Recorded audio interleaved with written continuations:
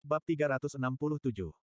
Diunggah oleh Baca Suara. Jangan lupa like dan subscribe, agar kami semangat unggah lebih banyak. Set MILVIEW. Itu sangat dingin. Angin telah berubah, membawa udara pegunungan yang dingin ke Cargidan dan memberi kami pelepasan yang dingin saat kami bersiap untuk pergi. Napasku membeku di depanku, naik dan bercampur dengan kabut es di sekitar kami. Aku mengerucutkan bibirku dan meniupnya, melihatnya naik dan menghilang. Itu adalah hal yang kecil dan bodoh untuk dilakukan, tetapi bahkan mampu melakukan ini sangat berarti bagiku. Hanya beberapa tahun yang lalu, beberapa napas dingin saat bermain dengan Cheers, kami berdua berpura-pura menjadi naga yang mengepulkan api, bukan uap, sudah cukup membuatku terbaring di tempat tidur. Aku memaksakan bibirku untuk tersenyum, menipu diriku sendiri untuk memikirkan kenangan ini sebagai kenangan bahagia, sebelum mengalihkan perhatianku kembali ke pemandangan di sekitarku. Saat itu pagi-pagi sekali pada hari pertama Victoriat, dan kami semua berbaris di luar ruang tempus warp, sebuah bangunan segi delapan kecil di jantung kampus. Banyak siswa lain, baik yang akan bertanding di acara lain maupun yang datang untuk mengucapkan selamat kepada kami, berkeliaran di halaman, meringkuk dalam kelompok dan mengenakan jubah tebal. Aku bahkan memperhatikan beberapa yang menyeret selimut tempat tidur mereka ke sini agar tetap hangat. Ada banyak siswa yang pergi ke Vekor, terlalu banyak untuk menggunakan tempus warp sekaligus, dan kelas kami berada di urutan terakhir untuk diteleportasi. Di dalam, Profesor Abi dari darah Redcliffe bertanggung jawab untuk memindahkan setiap kelas secara bergantian. Aku melihat sekeliling dan melihat sesosok tubuh bergegas melewati kerumunan. Orang itu diikat dengan jaket berbulu dengan tudung yang begitu dalam dan empuk sehingga menutupi wajah mereka sepenuhnya. Mereka mengantre di belakang kami dan menyesuaikan kap mesin sedikit. Oh, hai Laurel, kata Mayla, melambai riang kepada gadis lain.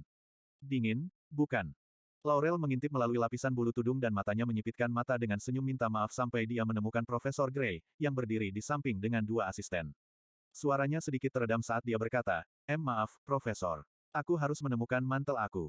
Aku benci dingin.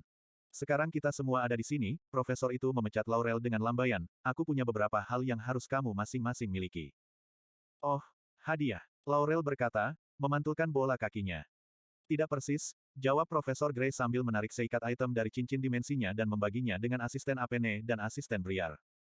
Setiap siswa menerima dua item. Yang pertama adalah jubah yang terbuat dari beludru berwarna biru dan hitam di Akademi Pusat. Yang kedua adalah topeng setengah putih yang menutupi wajah aku dari garis rambut aku ke bawah hidung aku.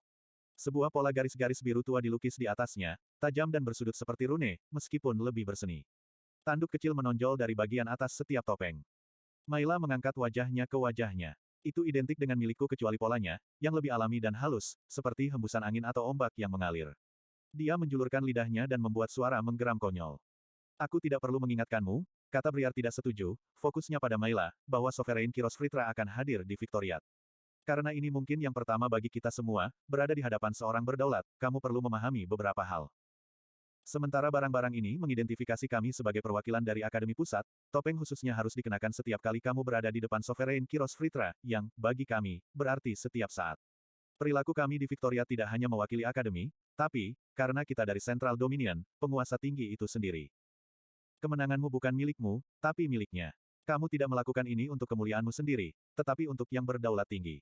Penghinaan apapun yang kamu buat, disengaja atau tidak disengaja, seperti pergi tanpa topeng atau menatap mata Sovereign Kiros, juga akan merenungkan penguasa tinggi, dan akan dihukum berat. Kelas menjadi sunyi karena sisa pakaian dibagikan. Laurel mengambil miliknya dan meninggalkan kami untuk bergabung dengan Enola di garis depan. Markus, yang berdiri tepat di depan kami, menatap topengnya sendiri dengan ekspresi jauh yang aneh. Jari-jarinya menelusuri garis-garis biru bersudut yang terlukis di atasnya. Mayla pasti memperhatikan ekspresinya juga. Menurut kamu, apa yang dilambangkan oleh tanda-tanda kamu? Dia melirik ke arahnya, wajahnya menegang dengan gugup sesaat sebelum menjadi ekspresi siap-siap seperti biasanya. Aku tidak bisa membayangkan polanya cocok dengan kita secara pribadi dengan cara apapun, bukan? Lagi pula, itu untuk membatasi identitas pribadi kita di hadapan yang berdaulat, bukan membuat kita menonjol sebagai individu. Oh, kata Mayla sambil mengerutkan kening. Aku tidak benar-benar memikirkannya. Yannick, yang biasanya pendiam, beringsut sedikit lebih dekat ke Markus dan mencondongkan tubuh ke arah kami.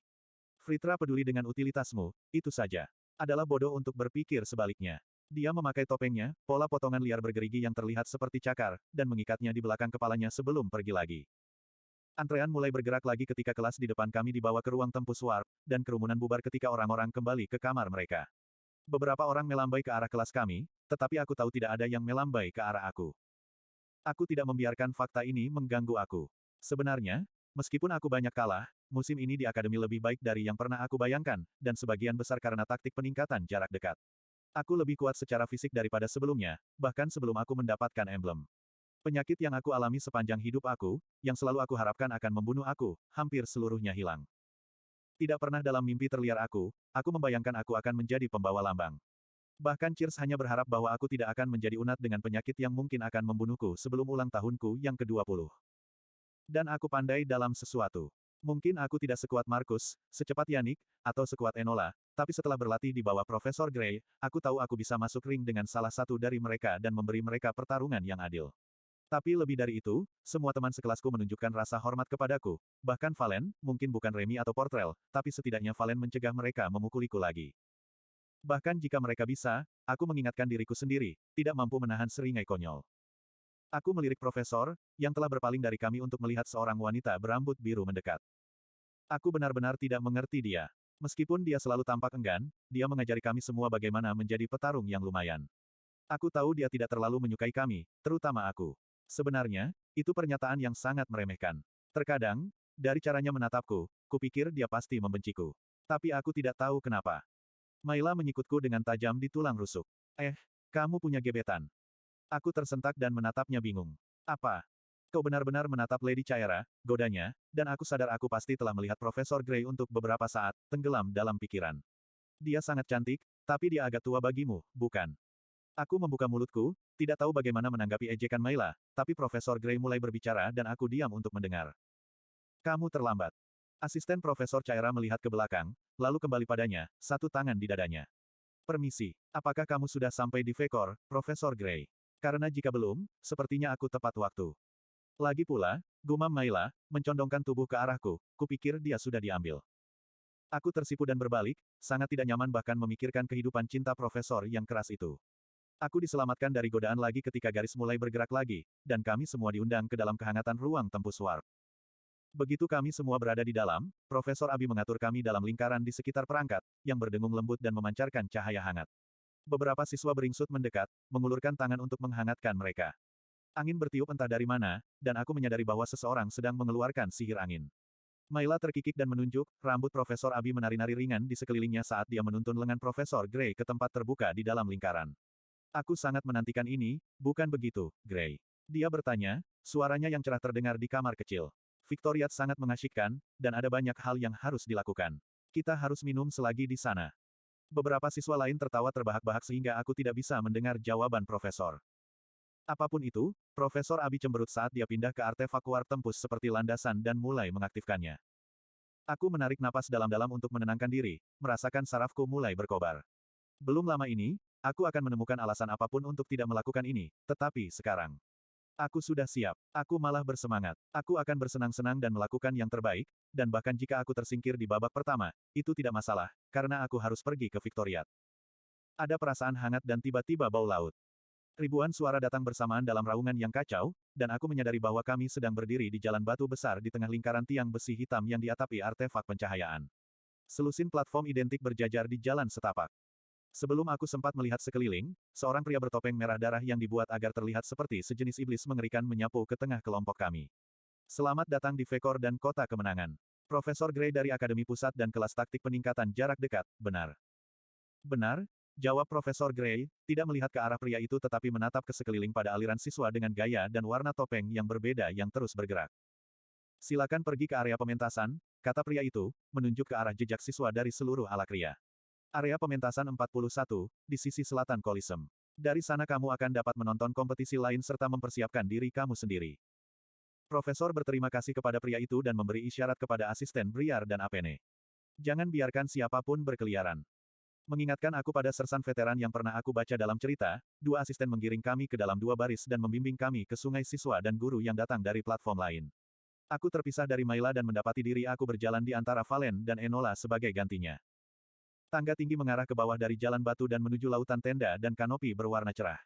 Selain suara para siswa dan guru mereka, ada juga teriakan dari lusinan pedagang yang semuanya saling berebut perhatian melalui kekacauan, raungan manabis, dering palu tempa, dan ledakan acak dari jarak jauh. Membayangi semua ini adalah Koliseum besar. Dinding melengkung menjulang tinggi di atas kami, membuat bayangan panjang di atas kios pedagang. Dari tempat kami berada, aku bisa melihat selusin pintu masuk yang berbeda, masing-masing dengan barisan panjang Alacrians berpakaian bagus perlahan-lahan menyaring. Paling dekat, seorang penyihir besar berarmor sedang melambaikan semacam tongkat sihir di atas setiap peserta sebelum mengizinkan mereka masuk. Slot iklan. Kamu bisa pasang iklanmu di sini. Wow, itu sangat besar, kataku, tersandung lidahku. Di belakangku, Valen mendengus. Semua bacaan itu dan wow, ini besar, adalah yang terbaik yang bisa kamu dapatkan. Enola terkekeh mendengarnya, lehernya menjulur untuk melihat bagian atas dinding kolisem. Sesuatu seperti ini, itu bisa mencuri kata-kata dari kita semua. Aku mencoba memikirkan sesuatu yang cerdas untuk membalas Valen, tapi itu terlalu lama dan momen pun berlalu. Garis kami terbelah menjadi dua, satu kelompok menuju ke kiri sementara kelas kami mengikuti aliran paling kanan, yang membawa kami menyusuri jalan raya yang lebar di antara dua baris kios pedagang. Semua orang langsung teralihkan oleh berbagai macam barang dan souvenir yang dipamerkan. Semuanya tampak seperti karnaval, dengan peserta yang berpakaian rapi dan bertopeng berkeliaran di mana-mana sementara 100 pedagang dan penjudi berusaha menarik perhatian mereka. Kami semua terkesiap ketika kami melewati seekor binatang buas berkaki 6 yang lamban dengan kepala rata seperti batu besar dan kantong kristal bercahaya yang tumbuh di sekujur tubuhnya. Itu mengangkat kepalanya yang canggung ke arah kami dan mengeluarkan suara gertakan, hampir membuat Linden terguling ke belakang. Seorang penyihir yang menelan api dari sebatang tongkat dan kemudian mengeluarkannya dari telinganya menari bersama kelompok kami sepanjang beberapa kios sebelum asisten Briar mengusirnya, membuat kelas tertawa terbahak-bahak. Tak lama setelah itu, kami semua terpaksa berhenti sejenak saat prosesi darah tinggi dari Seklar lewat di depan kami dengan mengenakan jubah perang yang mempesona dan topeng permata. Satu secara khusus menarik perhatian aku, atau lebih tepatnya medali perak yang tergantung di ikat pinggangnya. Apa artinya, dalam darah, ingatan? Aku tidak bertanya kepada siapapun secara khusus. Sesuatu tentang frase itu familiar, tapi aku tidak bisa menempatkannya. Ini dikenakan oleh orang bodoh yang terlalu keras kepala untuk melupakan perang terakhir antara Vekor dan Seklar, kata seseorang pelan. Melihat sekeliling, aku melihat Pascal menatapku, cemberut. Sisi kanan wajahnya berkerut karena luka bakar yang parah ketika dia masih muda, memberinya tampilan yang kejam meskipun pada umumnya dia adalah pria yang cukup baik. Oh, kataku, menyadari bahwa aku pasti telah membacanya di salah satu dari banyak buku tentang konflik antar wilayah yang pernah kubaca. Kamu dari Seklar, kan? Pascal mendengus dan melambat, melihat sekumpulan belati berhias permata yang tersebar di stan di samping jalan setapak. Asisten Briar dengan cepat membentaknya untuk kembali mengantre, tetapi sekarang dia berada di belakang beberapa orang, terlalu jauh untuk diajak bicara. Rute berliku ke Kolisem membawa kami melewati pembuat pakaian dan pemahat kayu, pandai besi dan peniup kaca, pembuat roti dan peternak binatang. Mau tak mau aku menjilat bibirku pada bau daging panggang yang melayang menjauh dari seorang tukang daging yang berspesialisasi dalam daging binatang buas mana yang eksotis. Setiap pemandangan baru adalah sesuatu yang belum pernah aku lihat sebelumnya, dan semakin aku melihat, semakin aku bersemangat. Mataku semakin lebar dan lebar saat kami berbaris, dan aku melihat 100 hal yang ingin kuhentikan dan beli, pena bulu yang menggunakan sihir suara untuk menerjemahkan suaramu dan menuliskan apapun yang kau katakan, obat mujarab yang mempertajam pikiran kamu dan membuatnya sehingga kamu bisa menghafal sejumlah besar informasi hanya dalam waktu singkat, belati yang berisi mantra anginnya sendiri dan akan kembali ke tanganmu saat dilempar. Sebenarnya, aku memutuskan bahwa yang terakhir mungkin bukan ide yang bagus. Akhirnya, kami diarahkan ke pintu masuk terpisah hanya untuk peserta. Ketika banyak siswa dari sekolah lain menuruni lereng panjang yang mengarah ke terowongan di bawah kolisem itu sendiri, kelompok kami terpaksa berhenti. Beberapa lusin penonton berkumpul di sini, bersorak dan melambai pada para pesaing Victorite saat kami berbaris. Ini sedikit berlebihan, bukan? Enola berkata ketika dia melihat sekeliling dan memberi lambaian kecil kepada beberapa anak kecil yang menempel di dinding pendek di dekat awal terowongan yang menurun. Ya, sedikit, aku mengakui. Dia berbalik, keterkejutannya terlihat jelas bahkan di balik topengnya. Sedikit. Set, aku telah melatih seluruh hidupku untuk saat ini, dan aku masih ketakutan. Portrel tertawa, setelah menyelinap melewati barisan untuk berdiri di samping Valen. Setidaknya jika kamu buang air besar, jubahmu akan menyembunyikan yang terburuk, Enola. Semua orang yang berada dalam jarak pendengaran mengerang, dan sebuah tangan muncul entah dari mana dan melukai bagian belakang kepala Portrel, membuatnya menjerit kesakitan. Jaga sopan santunmu, kata Profesor Gray tegas. Dan pertahankan obrolan yang tidak masuk akal itu seminimal mungkin. Portrel mengusap kepalanya dan memberikan tatapan masam kepada Enola yang menyeringai, tapi kemudian barisan mulai bergerak lagi dan kelas kami mulai menuruni tanjakan. Lebih dari beberapa yang lain melemparkan pandangan rindu ke arah para pedagang saat kami turun ke terowongan pintu masuk, di mana batu padat memotong banyak kebisingan dari atas. Struktur besar di atas sepertinya menekan kami, membuat semua orang terdiam. Aku yakin akan ada waktu untuk membelanjakan uang orang tuamu nanti, kata Profesor Gray dalam kesunyian yang berat, membetulkan topengnya dan melirik ke sekeliling terowongan yang remang-remang. Pintu kayu tebal dan terowongan berpotongan terbuka ke kiri dan kanan dengan interval yang tidak teratur, mengisyaratkan jaringan bawah tanah besar di bawah lantai kolisem. Untuk saat ini, ingat untuk apa kamu di sini. Aku menatap punggung profesor saat dia pindah ke depan kelas kami. Di sini, di tengah begitu banyak siswa selevelku, kemampuannya untuk sepenuhnya menekan mana membuatnya semakin menonjol. Itu sangat sempurna, aku akan menebak dia adalah seorang unat jika aku tidak tahu lebih baik. Kami semua perlahan-lahan melewati Underworld Coliseum sampai jalan miring lain mengarah ke tepi medan perang, dan kami semua melihat pertama kali seberapa besar struktur itu sebenarnya. Menurut The Wonders of Vekor, volume 2 oleh sejarawan dan Ascender Toforin dari Highblood Karsten, medan pertempuran oval panjangnya 600 kaki dan lebar 500 kaki, mampu menampung 50.000 orang di kursi terbuka dan dengan 50 kursi pribadi. Melihat kotak. Namun, buku itu bahkan tidak mendekati keadilan tempat. Tidak mungkin angka-angka itu bisa mengungkapkan betapa besarnya Stadion Victorious itu. Puluhan ribu penonton telah mengambil tempat duduk mereka, kabur menjadi lautan warna saat setiap darah menampilkan lambang mereka sendiri serta topeng yang mewakili kekuasaan dan penguasa mereka. Beberapa orang bersorak melihat penampilan kami, tetapi sebagian besar penonton sepertinya tidak menyadari kehadiran kami. Banyak pria dan wanita yang lebih muda bernama dan berdarah tinggi di antara penonton mengirimkan semburan sihir untuk menciptakan percikan petir atau sambaran api warna-warni yang meledak di udara. Di bawah tampilan ini, beberapa lusin prajurit dan penyihir sudah berada di medan pertempuran, berlatih dan bersiap untuk turnamen yang akan datang, dan teriakan serta mantra mereka menambah hiruk-pikuk dan memberi kesan pertempuran besar. Pintu masuk terowongan telah muncul di depan area pementasan 39, dan sekali lagi kelompok siswa menerobos ke kiri atau ke kanan. Kami menemukan bagian yang diberi label 41 dengan mudah, dan asisten Briar memimpin jalan menuju ruang tontonan pribadi, bagian ruang pelatihan. Ini sangat keren, sembur Remy, menerima persetujuan dari beberapa orang lain saat semua orang menatap sekeliling. Dinding bernoda gelap memisahkan setiap area pementasan dari yang berikutnya, sementara dinding belakang terbuat dari batu dengan satu pintu yang membuka ke sekelompok terowongan yang mengarah ke tribun. Bagian depan, menghadap ke medan pertempuran, terbuka, meskipun serangkaian pemancar portal menghasilkan perisai yang akan membuat siapapun di dalam aman dari pertempuran magis yang terjadi di luar.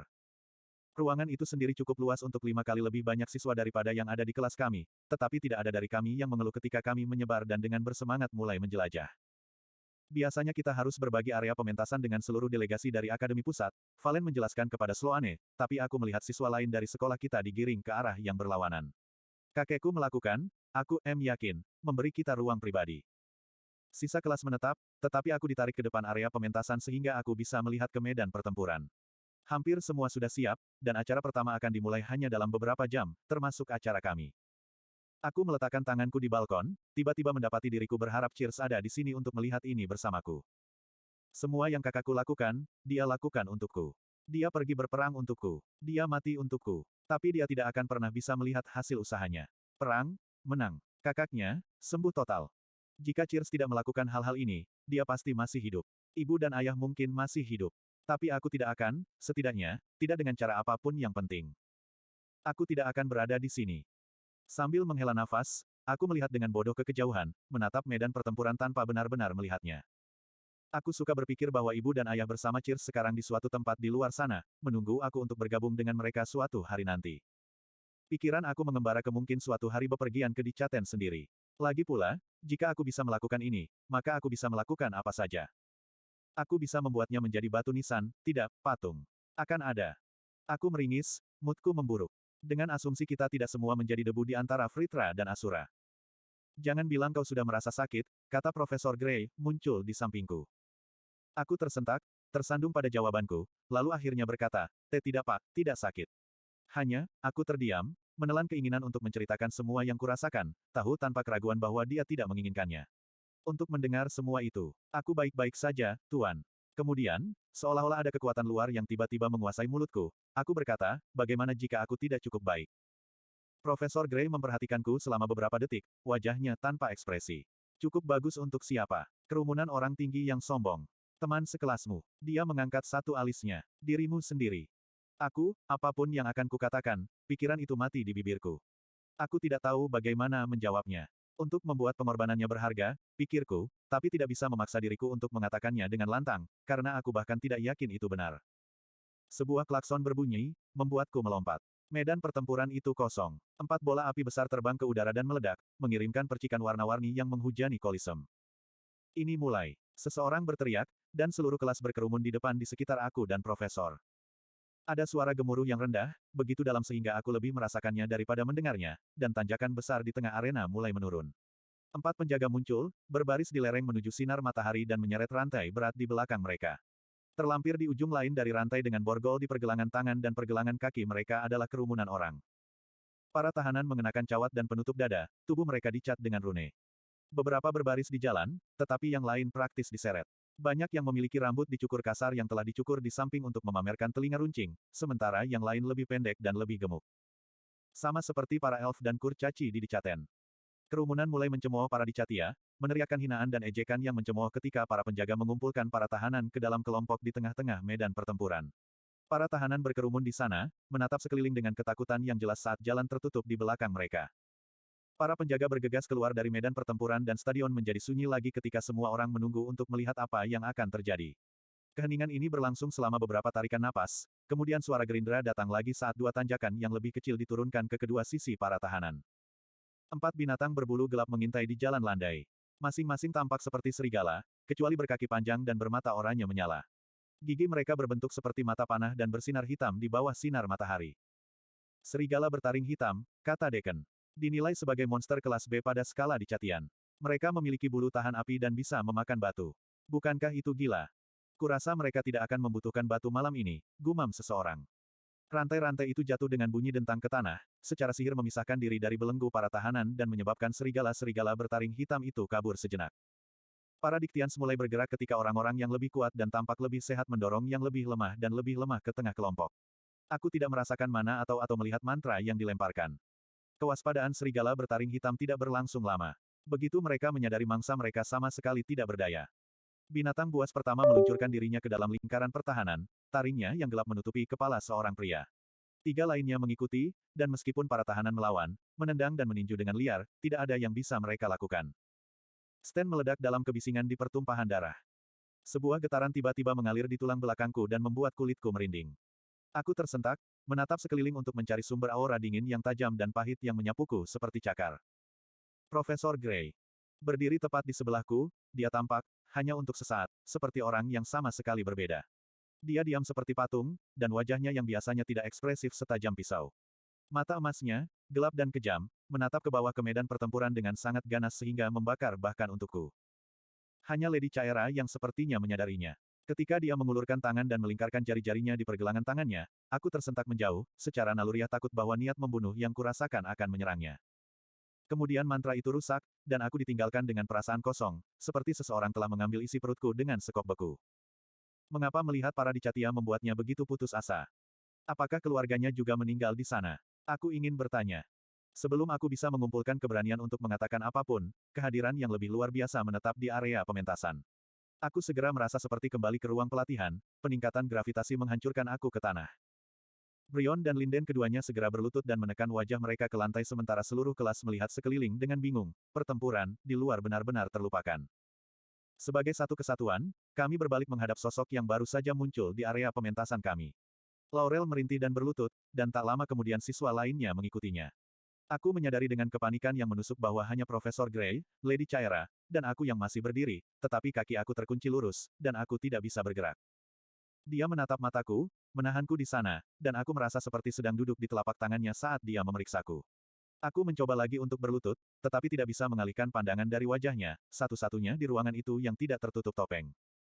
Cat ungu berbintik-bintik emas menodai bibirnya, dan pipinya bersinar dengan debu bintang perak. Rambut mutiara kehitaman terangkat dalam kepang dan ikal di atas kepalanya, terletak di antara 2 tanduk spiral yang sempit. Dia mengenakan gaun perang yang dibuat dari sisik yang berkilauan seperti berlian hitam dan jubah berlapis bulu yang sangat gelap sehingga sepertinya menyerap cahaya. Aku ingin berpaling, memejamkan mata, melakukan apa saja. Tapi aku tidak bisa. Kemudian sebuah tangan yang berat berada di pundakku, memaksaku keluar dari pingsanku. Aku membiarkan diriku jatuh, langsung berlutut dengan erangan kesakitan. Skite seris, kata Profesor Gray dari atasku. Senang bertemu denganmu lagi.